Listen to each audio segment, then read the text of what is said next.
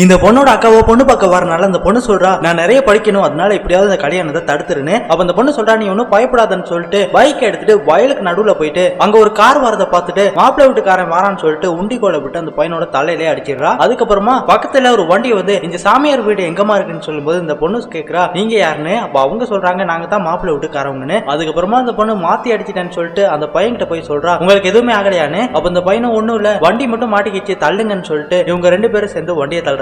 அதுக்கப்புறமா அந்த பையன் கல் எடுத்து ஒரு துணியில சுத்தி வச்சுக்கிறான். இதை பார்த்து இந்த பொண்ணு சொல்றா, கல் எதுக்காக எடுத்து வச்சுக்கீங்கன்னு. அப்ப இந்த பையன் சொல்றான், யாரோ கல்லை விட்டு அடிச்சு என்ன கொலை பண்ண பார்த்தாங்க, இதை மோப்பன் ஆகி வச்சு மோப்பம் பிடிச்சி கொலைகாரன் யாருங்கிறத கண்டுபிடிச்சு ஜெயில தூக்கி போடுவேன்னு. இதை என்ன இந்த பொண்ணு சொல்றா, அதுதானே உங்களுக்கு எதுவுமே ஆகலன்னு. அப்ப இந்த பையன் சொல்றான், அதுக்குன்னு கொலைக்காரனை சும்மா விடுறதான்னு சொல்லிட்டு அங்க இருந்து போயிடுறான். இதனால அந்த பொண்ணு பயந்து போயிட்டு ராத்திரி ஆனதுக்கு அப்புறமா அந்த அரண்மனைக்குள்ள போந்து யாருக்கும் தெரியாம அந்த கல்லை எடுத்துட்டு போக பார்க்கும்போது அந்த இடத்துல அந்த பையன் வந்துடுறான். இந்த பக்கமா திருடன் பூந்துட்டான்னு சொல்லிட்டு அரண்மனையில இருக்கவங்க எல்லாம் தேட ஆரம்பிக்கிறாங்க. அதுக்கப்புறமா அந்த பொண்ணு சொல்றா, நான் தான் கல்லை விட்டு அடிச்சேன், என்ன மன்னிச்சிருங்க, யார்ட்டையும் இந்த விஷயத்த சொல்லிடாதீங்க, கல்லை கொடுங்கன்னு சொல்லும்போது இந்த பையனும் இதை முன்னாடியே சொல்லியிருக்கலாம்னு சொல்லிட்டு அந்த கல்லை கொடுத்து அந்த பொண்ணை வந்து அனுப்பி வைக்கிறான். அதுக்கப்புறம் பாத்தீங்கன்னா இந்த பையன் அந்த பொண்ணோட வீட்டுக்கு வரான். இதை பார்த்து இந்த பொண்ணோட அக்கா மாப்பிள்ளை வீட்டுக்காரவங்க தான் வந்திருக்காங்கன்னு சொல்லிட்டு இந்த பொண்ணுகிட்ட வந்து சொல்றா, மாப்பிள்ளை எனக்கு பிடிச்சிருக்குன்னு. அப்ப அங்க அரண்மனையில இருந்து வந்து அவங்க சொல்றாங்க, அவங்க அரண்மனை வீட்டுக்காரவங்கமா மாப்பிள்ளை எல்லாம் கிடையாதுன்னு. அதுக்கப்புறமா அந்த பையனுக்கு இந்த பொண்ணை பிடிச்சிருக்கு. இதனால அந்த பொண்ணுகிட்ட வந்து சொல்றான், ஒன்னு எனக்கு பிடிச்சிருக்கு, நம்ம ரெண்டு பேரும் கல்யாணம் பண்ணிக்குவோமான்னு. இதுக்கு என்ன இந்த பொண்ணு சொல்றா, என்னால முடியாது, நான் சாமி பாக்குற பொண்ணு, கல்யாணம் எல்லாம் சரிப்பட்டு வராதுன்னு. அப்ப இந்த பையன் சொல்றான், நாளைக்கு நான் வெளிநாட்டுக்கு போயிருவேன், 8 மணிக்கு முன்னாடியே வந்து என்ன பிடிச்சிருக்குன்னு சொல்லி நம்ம கல்யாணம் பண்ணிக்கலாம், இல்லாடைக்கு இனிமே திரும்ப அந்த ஊருக்கு வரமாட்டேன்னு சொல்லிட்டு அங்க இருந்து போயிடறான். அதுக்கப்புறம் இந்த பொண்ணு யோசனை பண்ணி பார்த்துட்டு அவளோட அக்கா கிட்ட நான் போயிட்டு வரேன்னு சொல்லிட்டு